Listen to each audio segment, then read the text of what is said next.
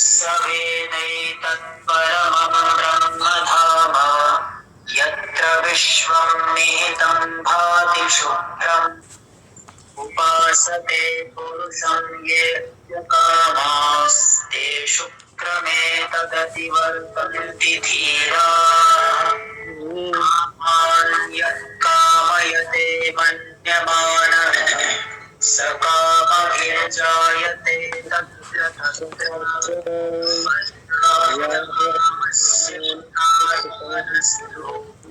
इहैव सर्वे प्रविलीयन्ति कामाः नायमात्मा प्रवचनेन लभ्यो न मेधया न बहुना श्रुतेन यमेवैष वृणुते तेन लभ्यस्तस्यैष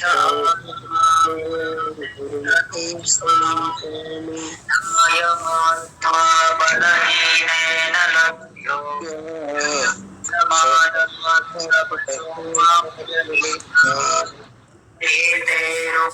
एतैरुपायैर्यतते विद्वांस्तस्यैष आत्मा विशते ब्रह्मधाम सम्प्राप्येन वृषयो ज्ञानतृप्ता कृतात्मानो वीतरागाः प्रशान्ताः ते सर्वगं सर्वतः प्राप्य धीरा युक्तात्मानः सर्वमेवाविशन्ति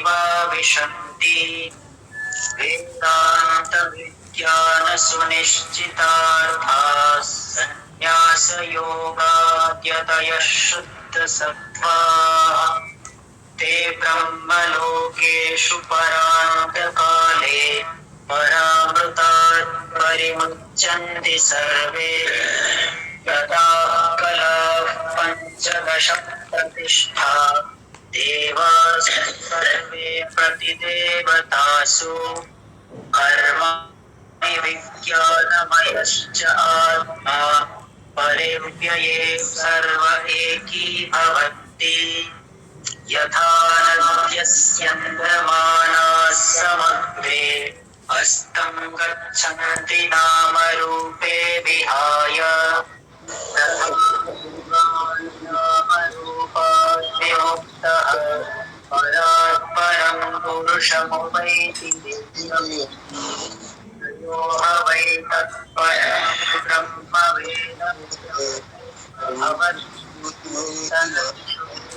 नरति पाप्मानं उभाग्रन्थिभ्यो विमुक्तोऽमृतो भवति तदेतद्वचाभ्युक्तम् क्रियावन्तः श्रोत्रिया ब्रह्मनिष्ठा स्वयं जुह्वते एकर्षिः श्रद्धयन्तः तेषामेवैतां ब्रह्मविद्यां वदेत शिरोव्रतं विधिवद्यैस्तु चीर्णम् तदेतत्सत्यमृषिलं गिरा प्रोवाच नैतदचीर्णव्रतोऽधीते नमः परमर्षिभ्यो नमः परमर्षिभ्यः इति तृतीयमुण्डके द्वितीयखण्डः समाप्ता च मुण्डकोपनिषत् हरिः ओम्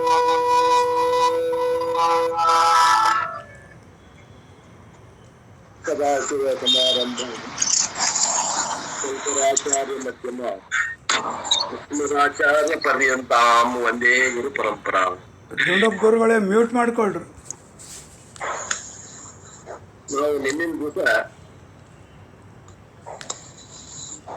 ಮುಂಡಕ ಉಪನಿಷತ್ತಿನ ಮೂರನೇ ಮುಂಡಕದ ಎರಡನೇ ಖಂಡದ 4ನೇ ಮಂತ್ರವನ್ನು ನೋಡಿ ಅರ್ಧ ಆಗಿತ್ತು. ಯಾವುದು ಆ ಮಂತ್ರ?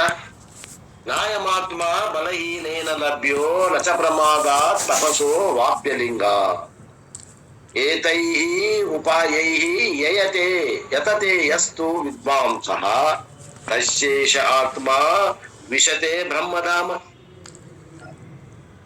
ಏಷ ಆತ್ಮ, ಈ ಆತ್ಮನು, ಈ ಪರಮಾತ್ಮನು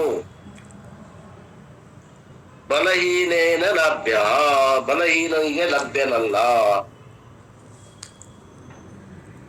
ಆತ್ಮನಿಷ್ಠಾ ಜನಿತವಾದಂತ ವೀರ್ಯ ಇಲ್ಲದವನಿಗೆ ಲಭ್ಯವಿಲ್ಲ. ಮೋಕ್ಷವನ್ನು ಹೊಂದಲೇಬೇಕನ್ನುವಂತ ಹಪಾಪಿ ಇಲ್ಲದೆ ಅವನಿಗೆ ಲಭ್ಯವಿಲ್ಲ.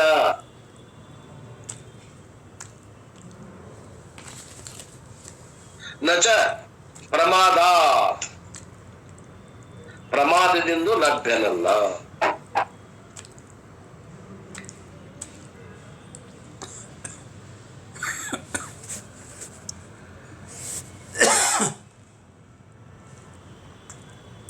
ತಪಸ ವಾ, ತಪಸ್ಸಿನಿಂದಾಗಲಿ ಅಲಿಂಗದಿಂದಾಗಲಿ ಲಭ್ಯನಲ್ಲ. ಆದ್ದರಿಂದ ಈ ಬ್ರಹ್ಮ ಬಲಹೀನನಿಗೆ ಲಭ್ಯನಲ್ಲ, ಪ್ರಮಾದಿದ್ದವನಿಗೆ ಲಭ್ಯ ಅಲ್ಲ, ತಪಸ್ಸು ಮಾಡಿದವನು ಲಭ್ಯ ಇಲ್ಲ. ಅಲಿಂಗಾತ್ ಅಂದ್ರೆ ಸನ್ಯಾಸ ಇಲ್ಲದವನಿಗೆ ಲಭ್ಯ ಇಲ್ಲ. ಏತೈಹಿ ಉಪಾಯೈಹಿ ಯತತೆ ಯಸ್ತು ವಿದ್ವಾಂಸಃ ಅಶೇಷ ಆತ್ಮ ವಿಶತೆ ಬ್ರಹ್ಮಧಾಮ. ಆದರೆ ಈ ಸಾಧನೆಗಳಿಂದ ಯಾವ ವಿದ್ವಾಂಸನು ಪ್ರವೇಶಿಸುತ್ತಾನೋ ಅವನ ಆತ್ಮವು ಈ ಬ್ರಹ್ಮವನ್ನು ಪ್ರವೇಶ ಮಾಡುತ್ತದೆ. ಇಷ್ಟು ಸಾಮಾನ್ಯವಾಗಿ ನಾವು ಈ 4 ವ್ಯಾಲ್ಯೂಸ್ ಅಂದ್ರೆ ಯಾವ ಸಾಧಕನಲ್ಲಿ ಇರಬೇಕಾದಂತ ನಡತೆಗಳು, ಇಲ್ಲಿ 4 ನಡತೆಗಳನ್ನು ಹೇಳಾಗತ್ತ. ಯಾವ್ಯಾವವು? ಬಲ. ಇಲ್ಲಿ ಬಲ ಅಂದ್ರೆ ಏನ್ ತಗೋಬೇಕಂತ ಹೇಳಿನಿ ಅಂದ್ರೆ ಸಾಧನ ಚತುಷ್ಟಯ ಸಂಪತ್ತಿ ಅಧಿಕಾರಿ. ಅದಕ್ಕೇನ್ ಅನ್ಬೇಕು? ಬಲ ಅಂತ ತಗೊಂಡು. ಅಪ್ರಮಾದ ಅಂತಂದ್ರೆ ಕಮಿಟ್ಮೆಂಟ್, ಸಿನ್ಸಿಯಾರಿಟಿ, ನೈಷ್ಠಿಕತೆ. ನಾನು ಮೋಕ್ಷವನ್ನು ಹೊಂದಲೇಬೇಕನ್ನುವಂತಹ ಅದು ಇಚ್ಛಾ ಅಷ್ಟ ಅಲ್ಲ, ಕಾರ್ಯಪ್ರವೃತ್ತರಾಗುವಿಕೆ. ಹಪಾಪಿ ಇರ್ಬೇಕು ಏನ್ರಿ? ಮನಸ್ಪೂರ್ವಕ ಸಾಧನೆಯನ್ನು ಮಾಡ್ಬೇಕು. ಆದ್ರೆ ಆಗ್ಲಿ ಬಿಡು ಅಂತ ಇರಬಾರ್ದು. ತಪಸ್ಸಂದ್ರೆ ಇಲ್ಲಿ ಜ್ಞಾನ ಅಂತ ಅರ್ಥ ಮಾಡಿದ್ರು ನಿನ್ನೆ. ಜ್ಞಾನ ಅಂದ್ರೆ ಏನ್ರಿ? ಶ್ರವಣ, ಮನನ, ನಿಧಿಧ್ಯಾಸನ, ಈ ಮುಪ್ಪರಿಗೆಗೆ ನಮ್ಮ ವೇದಾಂತದಾಗ ಜ್ಞಾನ ಅಂತಾರೆ. ಮತ್ತೆ ಲಿಂಗ ಅಂದ್ರೆ ಏನು? ತ್ಯಾಗ, ಸನ್ಯಾಸ.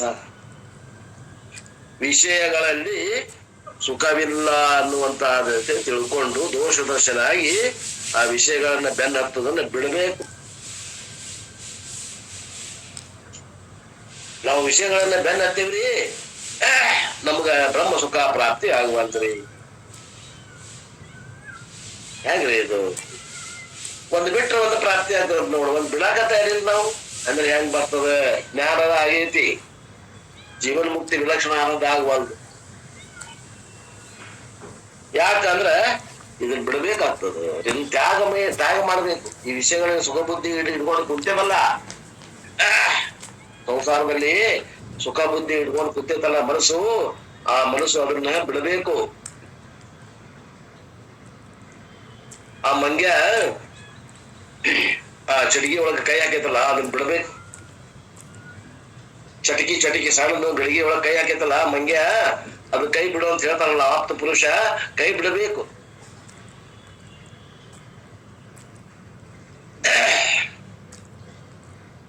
ರಿನನ್ಸಿಯೇಷನ್, all these 4 are equally important. ಇವು 4 ಬಹಳ ಮುಖ್ಯ ಅದಾವ. 4 ನಡತೆಗಳು, ವ್ಯಾಲ್ಯೂಸ್, ಗುಣಗಳು ಒಬ್ಬ ಜ್ಞಾನಿಯಲ್ಲಿ ಇರಬೇಕಾಗ್ತದೆ, ಒಬ್ಬ ಸಾಧಕನಲ್ಲಿ ಅಂದ್ರೆ ಅವ ಜ್ಞಾನಿ ಆಗ್ತಾನ. ಅವು ವಿಲಕ್ಷಣ ಆನಂದ, ಜೀವನ್ ಮುಕ್ತಿ ವಿಲಕ್ಷಣ ಆನಂದ ಆಗ್ತದೆ. Therefore, Upanishad uses a double negative meaning language. 2 negatives makes 1 affirmative ಅಂತ. 2 ಸಲ ಇಲ್ಲ ಅಂತಂದ್ರೆ ಅದು ಇದೆ ಅಂತ ಅರ್ಥ ಆಗ್ತದೆ. ನಾವು ಅವಂಗ ದುಡ್ಡು ಕೊಡಂಗಿಲ್ಲ ಅಂತ ಹೇಳಿಲ್ಲ ಅಂದ್ರೆ ಏನಂದಂಗಾತು?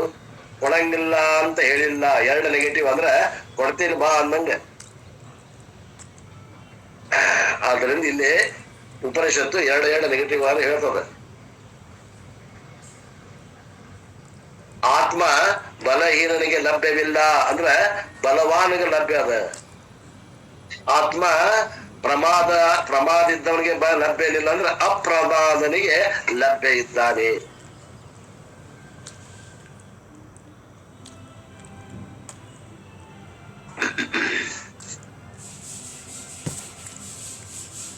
ಅಸಂಗಾತ್ ಅಂದ್ರ ಸನ್ಯಾಸ ರಹಿತನಿಗೆ ಲಭ್ಯ ಇಲ್ಲ ಅಂದ್ರೆ ಸನ್ಯಾಸಿ ಇದ್ದವನಿಗೆ ಲಭ್ಯ ಅದ ಅನ್ನಂಗ.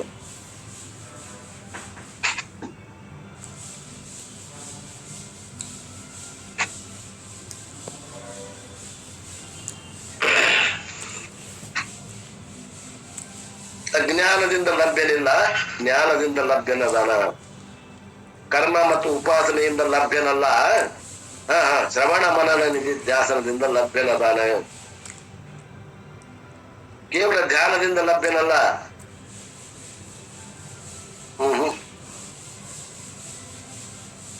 ಧ್ಯಾನವು ಕೂಡ ಕರ್ಮವೇ, ಕರ್ಮದಿಂದ ಲಭ್ಯನಲ್ಲ. ಪರಮಾತ್ಮನು ಕರ್ಮದ ಫಲ ಅಲ್ಲ.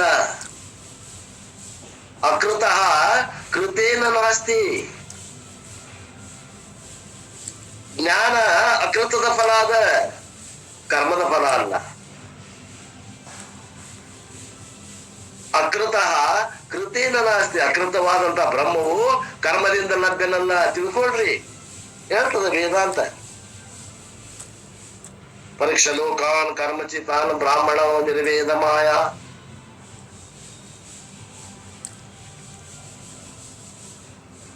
ಮತ್ತು ಕರ್ಮಕ ಬೆನ್ನತ್ತೇವೆ ಅಂದ್ರೆ ಹೆಂಗ್ರಿ? ಸಾಧನೆ ಒಂದ್ ಕಡೆ ಅದ, ಸಾಧ್ಯ ಒಂದ್ ಕಡೆ ಅದ. ಸಾಧನ ಮತ್ತು ಸಾಧ್ಯ ಒಂದಕ್ಕೊಂದು ವಿರೋಧ ದಿಕ್ಕಿನಲ್ಲಿ ಅದಾವ. ಆದ್ರಿಂದ ಜೀವನ ಮುಕ್ತಿ ವಿಲಕ್ಷಣ ಆನಂದ ಆಗ್ಬೇಕು. ಹೆಂಗ್ ಸಾಧ್ಯ? ಪರೋಕ್ಷ ಜ್ಞಾನ ಆಗ್ಯದ, ಅಪರೋಕ್ಷ ಜ್ಞಾನ ಆಗಿಲ್ಲ.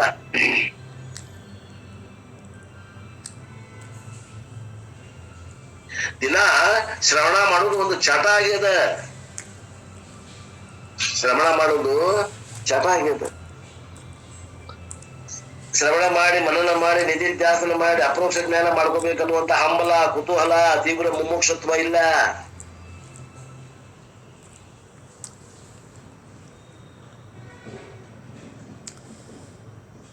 ವಿಚಾರ ಮಾಡಿ, ವಿಚಾರಿಸಿ.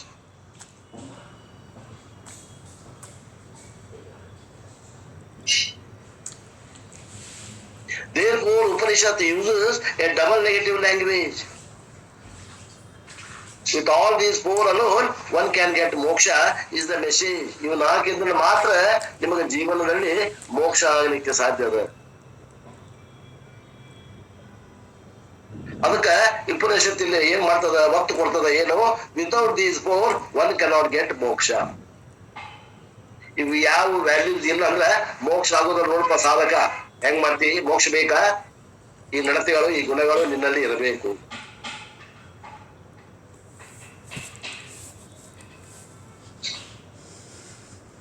ಅಯಂ ಆತ್ಮ ಬಲಹೀನೇನ ನ ಲಭ್ಯ. ಬಲಂ ಮೀನ್ಸ್ ಸಾಧನ ಚತುಷ್ಟಯ ಸಂಪತ್ತಿ ಇಲ್ಲದೆ ಇದ್ರೆ ಈ ಬ್ರಹ್ಮನು ಲಭ್ಯನಲ್ಲ. ಆತ್ಮ ಕೆನಾಟ್ ಬಿ ಅಟೈನ್ಡ್. ನಚ ಪ್ರಮಾದ, ನಾಟ್ ಅಟೈನಬಲ್ ವಿತ್ ಪ್ರಮಾದ. ಪ್ರಮಾದ ಅಂದ್ರೆ ಏನು? ಕಮಿಟ್ಮೆಂಟ್. ತೀವ್ರ ಮುಮುಕ್ಷತ್ವ ಇಲ್ಲದ ಆಗಂಗಿಲ್ಲ. ಕಮಿಟ್ಮೆಂಟ್ ಅಂದ್ರೆ ಇಲ್ಲ, ತೀವ್ರ ಮುಮುಕ್ಷತ್ವ ಬೇಕು. ನಮ್ ಪ್ರಾರಂಭ ಇದ್ರೆ ಹಾಕತ್ ಬಿಡ್ರಿ ಮೋಕ್ಷ, ಅದನ್ನೇನ್ ನೀವು ಹೇಳ್ತೀರಿ ಅಂತೀರೇನ? ನೋಡು, ಹಂಗಂದ್ರೆ ಹಂಗ್ ಮಾಡ್ಕೊಡ್ರಿ. ನಾಮಂತ ಹಿಂಗಂತ ಹೇಳ್ತಾರ ಅಪ್ಪ.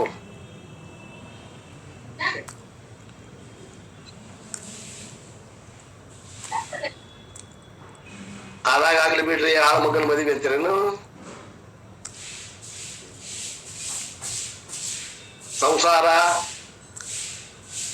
ಸ್ತ್ರೀ, ಪುತ್ರ, ಧನ, ಕನಕ, ವಸ್ತ್ರ, ವಾಹನ, ಅಂತಸ್ತು, ಅಧಿಕಾರ ಇವೆಲ್ಲವೂ ನಮ್ಮ ಮಗನ ಮದುವೆ ಇದ್ದಂಗೆ. ಈ ಆತ್ಮನ ಕೂಡ ಗಂಟು ಬಿಡುವುದು ಇದು ಏನದ ಆಳ ಮಗನ ಮದುವೆ ಇದ್ದಂಗ. ಆದಾಗ ಆಗ್ಲಿ ಬಿಡ್ರಿ ಅಂತೀರಿ ನೀವು ಅಂತಾರ ಅವರು. ನೋಡ್ರಿ, ಆಳ ಮಗನ ಮದುವೆ ಆದಾಗ ಆಗ್ಲಿ ಅಂದ್ರೆ ಆಗೋದಿಲ್ಲ. ನೋಡ್ರಿ, ಆಗೋದಿಲ್ಲ ಅಂದ್ರೆ ಆಗೋದಿಲ್ಲ.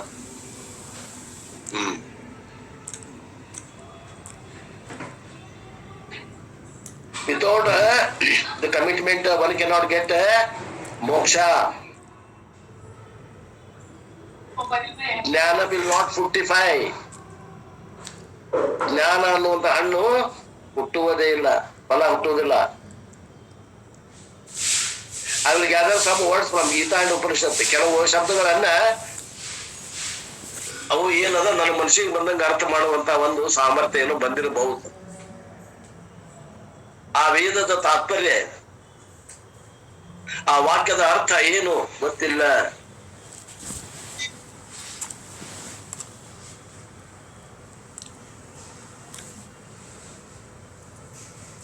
ಬಹಳಷ್ಟು ಮಾತಾಡಿ ಪಂಡಿತ ಅನಿಸ್ಕೋಬಹುದು, ವೇದಾಂತ ತಿಳಿಯೋದು ಬಹಳ ಕಷ್ಟ ಅದ.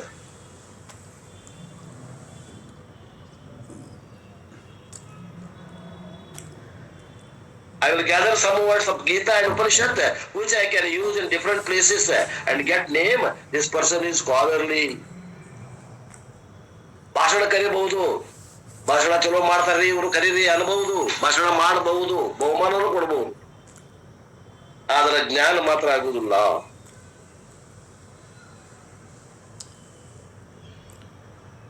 He has studied Gita and Upanishad. Anywhere he can quote anything. ಬಹಳ ಅಭ್ಯಾಸ ಮಾಡ್ಯಾರ್ರಿ ಅವರು ಭಗವದ್ಗೀತಾ ಮತ್ತು ಉಪನಿಷತ್ಗಳನ್ನ ಅಭ್ಯಾಸ ಮಾಡ್ಯಾರ.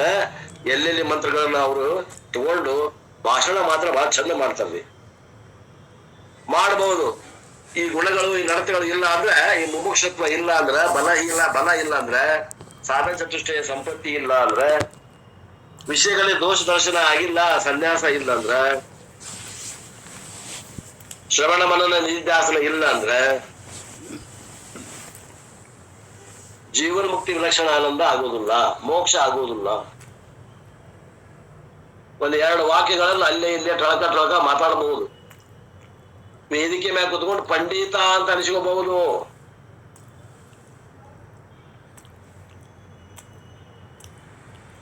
Thus I may get some recognition. ಸಮಾಜದಿಂದ ಸ್ವಲ್ಪ ನಾನು ಏನಾದರೂ ನನ್ನ ವ್ಯಕ್ತಿತ್ವದಲ್ಲಿ ಗುರುತನ್ನು ಪಡೆಯಬಹುದು, ಪ್ರಸಿದ್ಧಿ ಆಗಬಹುದು. But inside me, I will be a miserable person. ಒಳಗ ದುಃಖ ಹೋಗಿಲ್ಲ ನಂದು, ದೇಹ ನಾನು ಅನ್ನುವಂತ ಭಾವ ಹೋಗಿಲ್ಲ, ಅರಿವು ನಾನು ಅನ್ನುವಂತ ತಿಳುವಳಿಕೆ ಬಂದಿಲ್ಲ. ಈ ಮನಸ್ಸ ನಾನು, ಈ ದೇಹವೇ ನಾನು ಅಂತಾನ ಜಿಗಜಿಗದ ಪ್ರವಚನ ಮಾಡ್ತಾನ. ಹೊರಗ ಜ್ಞಾನಿಗತೆ ನಟನ ಸೋಗ ಹಾಕ್ಯಾನ, ಒಳಗ ಅವನು ದುಃಖ ಹೋಗಿಲ್ಲ, ಸಂಸಾರ ದುಃಖ ಹೋಗಿಲ್ಲ. ನಾ ಒಂದಿನ ಸಾಯ್ತೀನಿ ಅಂತಾನ ಒಳಗ. ಇಂಥ ದಿವಸ ಹುಟ್ಟೇನಿ, ಇನ್ನೊಂದು ಸಾಯ್ತೀನಿ ಅಂತ ಒಳಗ. But every one I feel fine, but coming home I will be miserable.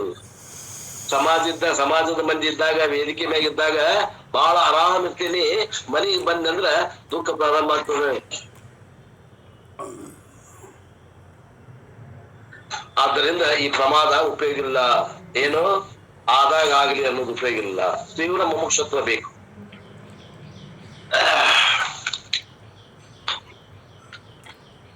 ತಪಸ ಕಾಪ್ಯಲಿಂಗ. ಮುಂದಿನ ಯಾವುದು ಗುಣ, ನಡತೆ, ತಪಸ್ಸು. ಮತ್ತೊಂದು ಯಾವುದು ಅಲಿಂಗ ತಪಸ್ಸು. ಅಲಿಂಗ ತಪಸ್ಸು ಅಂದ್ರೆ ಏನು? ನಾಲೆಜ್ ವಿತೌಟ್ ಸನ್ಯಾಸ. ಜ್ಞಾನ ಆಗ್ಯದ, ಸನ್ಯಾಸ ಇಲ್ಲ.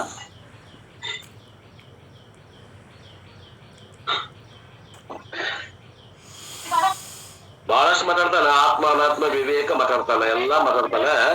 ಆದ್ರೆ ಏನದ ವೈರಾಗ್ಯ ವಿಷಯಕ್ಕೆ ಬಂದ್ರೆ ಕಿವಿ ಮ್ಯಾಗ ಶಬ್ದ ಬಿದ್ರುನು ಕಿವಿ ಕೇಳದಂಗ ಹೋಗ್ತಾನ. ಎಲ್ಲಾ ಹೊಂದಿಕೆ ಆಗೈತ್ರಿ, ಆ ಬಿಡು ಅಂತಾರಲ್ಲ ಅಲ್ಲಿ ನನಗೆ ಹೊಂದಿಗೆ ನೋಡ್ರಿ ಅಂತಾನ.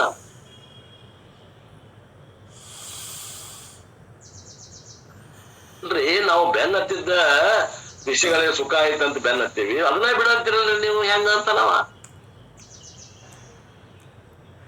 ಸನ್ಯಾಸ ಕ್ಯಾನ್ ನೆವರ್ ಗಿವ್. ವಿತೌಟ್ ಸನ್ಯಾಸ you will not attain any moksha. ಸನ್ಯಾಸ ಲೆಸ್ ಜ್ಞಾನಂ ಕೆನಾಟ್ ಗಿವ್ ಮೋಕ್ಷ. ಸನ್ಯಾಸ ಇಲ್ಲದಂತ ಜ್ಞಾನ ಮೋಕ್ಷವನ್ನು ಕೊಡುವುದಿಲ್ಲ. ಬೇಡ ಮಾತುಗಳನ್ನು ಕಲಿಬಹುದು, ನೀವು ಗಿಳಿಪಾಠ ಮಾಡಬಹುದು.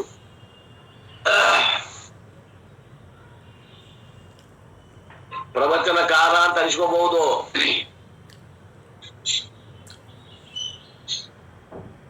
ಆ ಪ್ರವಚನ ಕೇಳುವಂತ ಯಾವನಾದ್ರೂ ಒಬ್ಬ ಅಧಿಕಾರಿ ಇದ್ದಂದ್ರೆ ಅವಾಗ ಮೋಕ್ಷ ಆಗ್ತದ, ಇವಾಗ ಆಗುದಿಲ್ಲ, ಹೇಳಾವಾಗ ಆಗುದಿಲ್ಲ. ಎಷ್ಟು ಮಜಾ ಅದ ನೋಡ್ರಿ.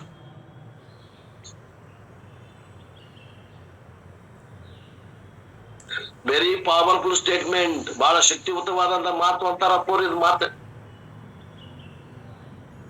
ಸನ್ಯಾಸ ಜ್ಞಾನಂ ಡು ನಾಟ್ ಗೆಟ್ ಮೋಕ್ಷ. ಜ್ಞಾನಂ ಶುಡ್ ಬಿ ಅಸೋಸಿಯೇಟೆಡ್ ವಿತ್ ಸನ್ಯಾಸ. ಜ್ಞಾನ ಮತ್ತು ಸನ್ಯಾಸ ಹೊಂದ್ಕೊಂಡಿರ್ಬೇಕು.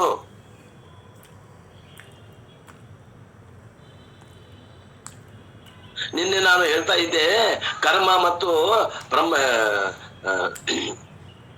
ಏನು ಗೃಹಸ್ಥಾಶ್ರಮ ಎರಡು ಹೊಂದಿಕೊಂಡಿರುವಂತದ್ದು ಒಂದು ಆಶ್ರಮದ. ಬ್ರಹ್ಮಚರ್ಯದಲ್ಲಿ ಕರ್ಮವನ್ನ ಜೋಡಿಸ್ಯಾರ, ವಾನಪ್ರಸ್ಥದಲ್ಲಿ ಏನ್ ಉಪಾಸನೆಯನ್ನ ಜೋಡಿಸ್ಯಾರ, ಸನ್ಯಾಸದಲ್ಲಿ ಜ್ಞಾನವನ್ನ ಜೋಡಿಸ್ಯಾರ ಅಂತ ನೀನ್ ಹೇಳಾಗುತ್ತಿದ್ದಿಲ್ಲ.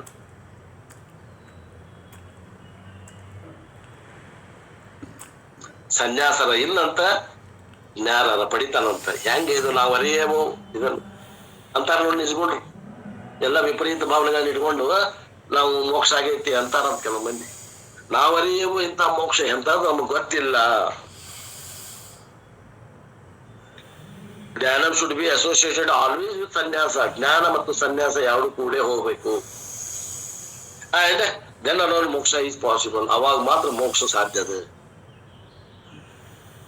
And when I say sannyasa, underline the inner sannyasa is compulsory. ಸನ್ಯಾಸ ಅನ್ನೋದ್ನ ಎಲ್ಲಿಗೆ ಹೋಗ್ಬೇಡ್ರಿ, ಕ್ಯಾವಿ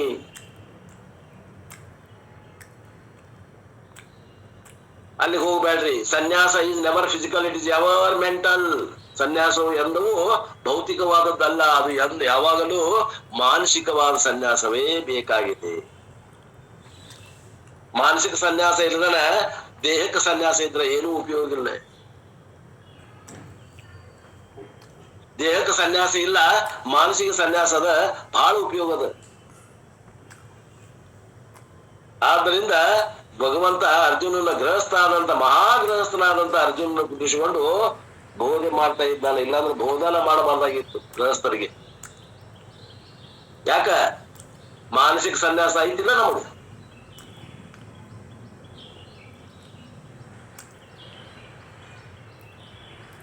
ಇನ್ನ ದೈಹಿಕ ಸನ್ಯಾಸ, ಮಾನಸಿಕ ಸನ್ಯಾಸ ಎರಡೂ ಕೂಡಿದ್ವು ಅಂದ್ರ ಹಾಲು ಜೇನು ಕೂಡಿದ ಹಾಗೆ ಸಾಧನೆಗೆ.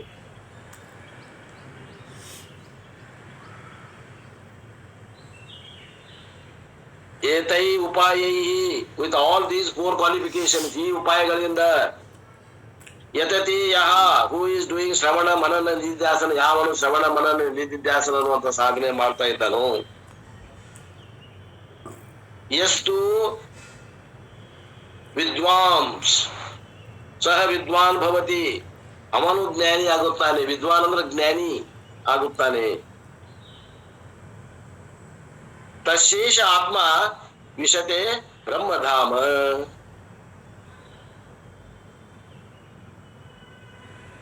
ದಾಟ್ ಜೀವಾತ್ಮ ವಿಲ್ ಮರ್ಜ್ ಇಂಟು ಬ್ರಹ್ಮಧಾಮ. ಆ ಜೀವಾತ್ಮ ಇಂಥ ಸಾಧನೆ ಅಂತ ಮಾಡಿದಂತ ಸಾಧಕನು ಬ್ರಹ್ಮದಲ್ಲಿ ಲೀನನಾಗುತ್ತಾನೆ. ದಟ್ ಇಸ್ ಮೋಕ್ಷ. ಅದಕ್ಕಂತಾರ ಮೋಕ್ಷ. ಬ್ರಹ್ಮಧಾಮ ಅಂದ್ರೆ ಪರಮಾತ್ಮ. ಜೀವಾತ್ಮ ವಿಲ್ ಮರ್ಜ್ ಇಂಟು ಪರಮಾತ್ಮ. Again the word merge has come. ಮತ್ತಿಲ್ಲಿ ನೋಡ್ರಿ, ವಿಲೀನ ಅಂತ ಬಂತು. ಆ ವಿಲೀನ ಅಂದ್ರ ಅದು figurative language. Therefore, we have to remind ourselves there is no question of merging into Paramatma, because Paramatma is already one with Jivatma. ಜೀವಾತ್ಮ ಹೋಗಿ ಪರಮಾತ್ಮಲ್ಲಿ ಒಂದಾಗುದಿಲ್ಲ. ಜೀವಾತ್ಮ ಪರಮಾತ್ಮ ಒಂದ ಅನ್ನುವಂಥದ್ದು ತಿಳಿತದ, ಜ್ಞಾನ ಆಗ್ತದೆ.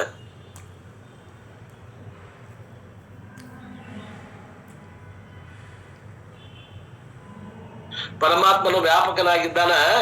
ಆದ್ರಿಂದ merging must be understood as dropping the notion of Paramatma is different from me. ಏನಂತಾರ, ಪರಮಾತ್ಮ ವ್ಯಾಪಕ ಅದಾನ, ಜೀವಾತ್ಮನು ಪರಮಾತ್ಮನ ಸ್ವರೂಪದ ತಿಳ್ಕೊಳ್ಳಿನಿ. ಆದ್ದರಿಂದ ಪರಮಾತ್ಮನ ಕೂಡ ಜೀವಾತ್ಮ ಈಗ ವ್ಯಾಪಕ ಆದ. ಜೀವಾತ್ಮ ಪರಮಾತ್ಮ ಅನ್ನುವಂಥದ್ದು ಒಂದೇ ವಸ್ತುವಿನ ಎರಡು ಹೆಸರುಗಳು ಮಾತ್ರ. ಆ ಪರಮಾತ್ಮಗಿಂತ ಭಿನ್ನವಾಗಿ ಆ ಜೀವಾತ್ಮ ಅದಾನ ಅಂತ ನಾವೇನ್ ತಿಳ್ಕೊಂಡಿವಿ, ಆ ತಿಳ್ಕೊಂಡಿದ್ದನ್ನ ಬಿಡಬೇಕು.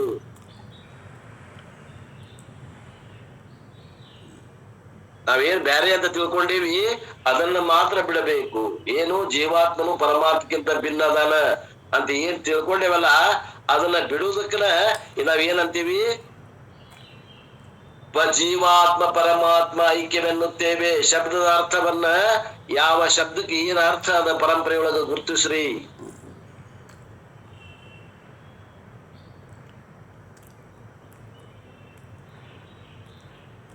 ಯಾವ ಶಬ್ದಕ್ಕ ಯಾವ ಅರ್ಥದ ಗುರುತಿಸ್ರಿ.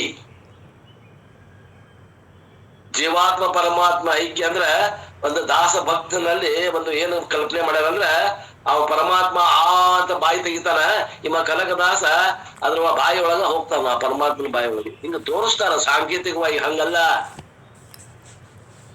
ಹಂಗ ತಿಳ್ಕೊಬೇಡ್ರಿ. ಸಾಮಾನ್ಯರಿಗೆ ಆ ತಿಳುವಳಿಕೆ ಬರ್ಲಿ ಅಂತ ಹಂಗ ಸೂಚಿಸ್ತಾರ. ಇಲ್ಲಿ ಏನದ, ನಾನು ಪರಮಾತ್ಮಗಿಂತ ಬ್ಯಾರೆ ಅದೀನಿ ಅನ್ನುವಂತದ್ದು ಏನದ ಭ್ರಮೆ, ಆ ಭ್ರಮೆಯನ್ನೇ ಬಿಡುವುದೇ ಇಲ್ಲಿ ಒಂದಾಗುವಿಕೆ. That Paramatma is different and distant. That notion dropping is frequently called as merger. ಈ ಕಲ್ಪನೆ ಏನ ಇದ, ಬೇರೆ ಬೇರೆ ಪರಮಾತ್ಮ ಬೇರೆ, ನಾನು ಬೇರೆ, ಅವ ಪರಿಪೂರ್ಣ, ನಾನು ಪರಿಚ್ಛಿನ್ನ, ಅವನು ಅಕರ್ತ, ನಾನು ಕರ್ತ, ಅವನು ಅಭೋಕ್ತ, ನಾನು ಭೋಕ್ತ, ಅವನು ಅಪ್ರಮಾತ, ನಾನು ಪ್ರಮಾತ ಅನ್ನುವಂತ ಏನೊಂದು ಭೇದದ, ಈ ಭೇದವನ್ನ ಕಳಿಸಿ ಇರುವುದೇ ಅಲ್ಲೇ ಜೀವಾತ್ಮ ಪರಮಾತ್ಮ ಐಕ್ಯ ಅಂತ ತಿಳ್ಕೋಬೇಕು ಆತ್ಮೀಯರೇ. ಶಬ್ದದ ಗಂಧನದಲ್ಲಿ ಬೀಳಬಾರದು. And this merger the Gnani enjoys not only while he is alive, at the time of death also. ಈ ಒಂದು ಅನುಭವವನ್ನ ಜ್ಞಾನಿ ಆದವ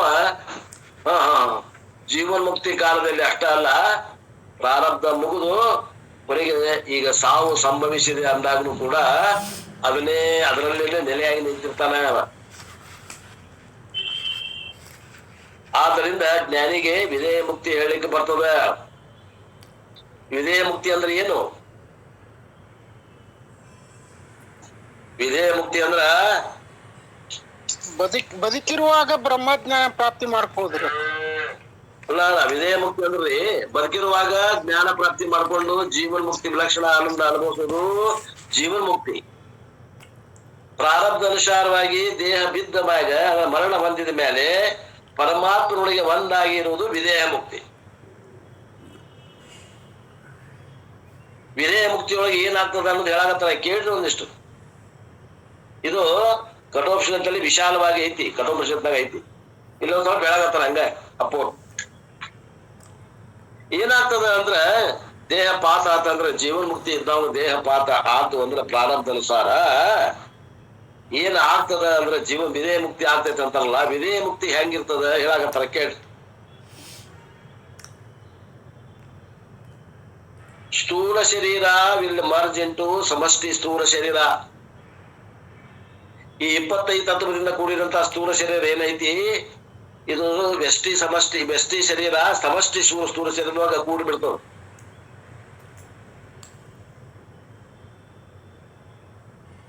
ಮತ್ತ ಸಮಷ್ಟಿ ಮತ್ತ ಇನ್ನೊಂದು ವ್ಯಷ್ಟಿ ಸೂಕ್ಷ್ಮ ಶರೀರ ಐತಲ್ಲ, ಸಮಷ್ಟಿ ಸೂಕ್ಷ್ಮ ಶರೀರದಾಗ ಕೂಡ್ತದೆ, ಹಿರಣ್ಯ ಗರ್ಭದಾಗ ಕೂಡ್ಕೊಂಡ್ಬಿಡ್ತದೆ.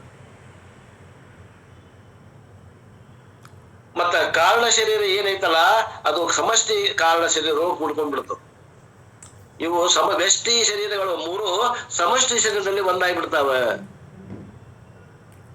ಆದ್ದರಿಂದ ಇವು ಯಾವ ಶರೀರ ಉಳಿಲಿಲ್ಲ, ಅಲ್ಲಿ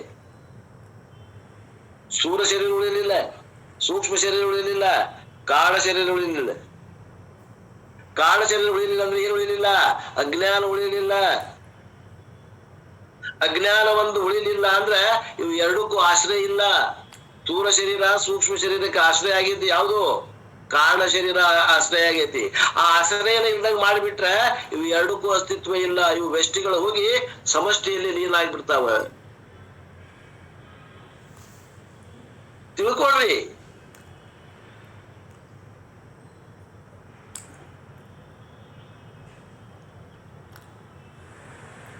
ಈಸ್ ಅನಾತ್ಮ ಮರ್ಜಸ್ ಇಂಟು ಈಶ್ವರ. ಅವನ 3 ಶರೀರಗಳು ಈಶ್ವರನ ಏನ ಸ್ಥೂಲ ರೂಪದ ಅದರಲ್ಲಿ ಲೀನ ಆಗಿಬಿಡ್ತಾವ. ಅಂಡ್ ಇಂಟು ಈಶ್ವರ ಅನಾತ್ಮ ಶರೀರತ್ರಯಂ ವಿಲ್ ಮರ್ಜ್ ಇಂಟು ಪ್ರಪಂಚತ್ರಯಂ. ಜ್ಞಾನಿಯ 3 ಶರೀರಗಳು ಎಲ್ಲಿ ಲಯ ಆಗ್ತಾವಂದ್ರ ಪ್ರಪಂಚದ 3 ಶರೀರಗಳು ಲಯ ಆಗ್ತವ.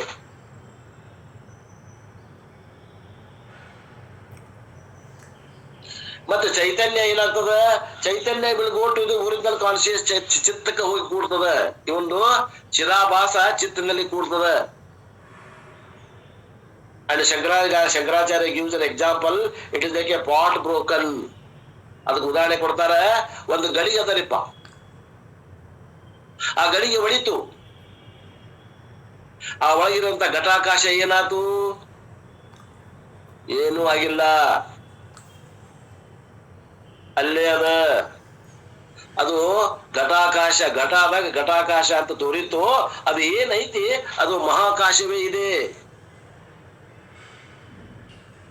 ಯಾವಾಗ ಗಡಿಗೆ ಹೊಡಿತು, ಆ ಗಡಿಗೆ ಹೋಗಿಂತ ಘಟಾಕಾಶ ಅದು ಮಹಾಕಾಶದಾಗ ಸೇರ್ತು ಅನ್ನುವಂಥದ್ದು ಹಂಗ ಲಾಕ್ಷಣಿಕ ಮಾತು. ಅಲ್ಲೇ ಹೋಗುವಿಕೆ ಸೇರುವಿಕೆ ಯಾವ ಪ್ರಕ್ರಿಯೆಗಳು ಇಲ್ಲ. ಈ ಮಾತನ್ನ ತಿಳ್ಕೊಳ್ರಿ, ಬುದ್ಧಿಯನ್ನ ಸೂಕ್ಷ್ಮ ಮಾಡ್ಕೊಡ್ರಿ.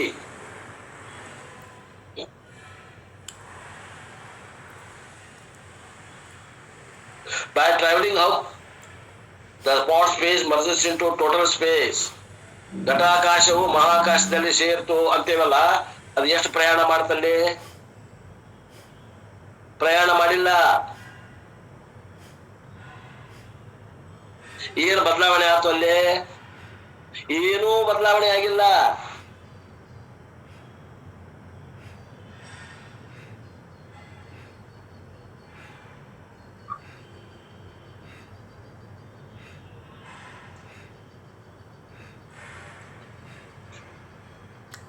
ವಿದೇಹ ಮುಕ್ತಿ ಅಂದ್ರೂ ಒಂದ, ಜೀವನ್ ಮುಕ್ತಿ ಅಂದ್ರು ಒಂದೇ.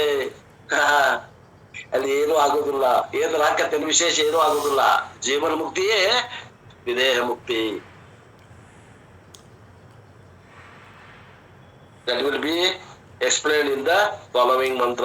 ಇದನ್ನ ಇನ್ನಷ್ಟು ವಿಸ್ತಾರವಾಗಿ ಈ ಕೆಳಗಿನ ಮಂತ್ರದಲ್ಲಿ ಹೇಳ್ತಾರೆ.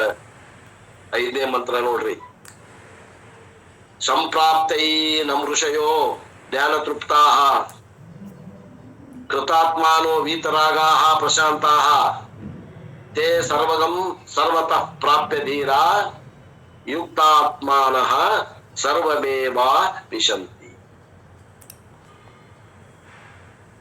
ಏನಂ ಈ ಆತ್ಮನನ್ನು ಸಂಪ್ರಾಪ್ತ್ಯ ಪಡೆದುಕೊಂಡು, ಅಂದ್ರೆ ತಿಳಿದುಕೊಂಡು, ಪಡೆದುಕೊಂಡು ಅಂದ್ರೆ ಮತ್ತೆ ನಿಮ್ಗೆ ನಮ್ ಹುಳ ಕಡಿತಾವ. ಪಡೆದುಕೊಂಡು ಅಂದ್ರೆ ತಿಳಿದುಕೊಂಡು. ಋಷಯಃ ಋಷಿಗಳು, ಜ್ಞಾನತೃಪ್ತಾಃ ಜ್ಞಾನತೃಪ್ತರು, ಕೃತಾತ್ಮನಃ ಕೃತಾತ್ಮರು, ವೀತರಾಗಾಃ ರಾಗಾದಿ ದೋಷರಹಿತರು, ಪ್ರಶಾಂತಃ ಪ್ರಶಾಂತರು ಆಗುತ್ತಾರೆ. ಆ ಧೀರಾಃ ಆ ವಿವೇಕಿಗಳು, ಯುಕ್ತಾತ್ಮಾನಃ ನಿತ್ಯವೂ ಸಮಾಹಿತ ಸ್ವಭಾವವುಳ್ಳವರಾಗಿ, ಸರ್ವಗಂ ಸರ್ವವ್ಯಾಪಿಯಾದ ಬ್ರಹ್ಮನನ್ನು ಸರ್ವತಃ ಎಲ್ಲ ಕಡೆಯನ್ನು ವ್ಯಾಪ್ಯ ಪಡೆದು, ಸರ್ವಂ ಎಲ್ಲವನ್ನು ಆವಿಶಂತಿ ಪ್ರವೇಶಿಸುತ್ತಾರೆ. ಈ ಆತ್ಮನನ್ನು ಚೆನ್ನಾಗಿ ತಿಳಿದುಕೊಂಡ ಋಷಿಗಳು ಜ್ಞಾನತೃಪ್ತರು, ಕೃತಾತ್ಮರು, ರಾಗಾದಿ ದೋಷರಹಿತರು, ಪ್ರಶಾಂತರು ಆಗುತ್ತಾರೆ. ಆ ವಿವೇಕಿಗಳು ನಿತ್ಯವೂ ಸಮಾಹಿತ ಸ್ವಭಾವ ಉಳ್ಳವರಾಗಿ ಸರ್ವವ್ಯಾಪಿಯಾದ ಬ್ರಹ್ಮ ತತ್ವವನ್ನು ಸರ್ವತ್ರ ಪಡೆದುಕೊಂಡು ಸರ್ವವನ್ನೂ ಪ್ರವೇಶಿಸುತ್ತಾರೆ ಅನ್ನುವಂತ ಸಾಮಾನ್ಯ ಅರ್ಥದ ಇದರ ವಿಶೇಷ ಅರ್ಥವನ್ನ ಮುಂದಿನ ಕ್ಲಾಸ್ನಲ್ಲಿ ನೋಡೋಣ ಅನ್ನುವಲ್ಲಿಗೆ ಇವತ್ತಿನ ಈ ವಾಕ್ರೂಪ ಸೇವೆಯನ್ನ ಗುರುಪಾದಕ್ಕೆ ಸಲ್ಲಿಸಿ ನನ್ನ ವಾಣಿಗೆ ವಿರಾಮ.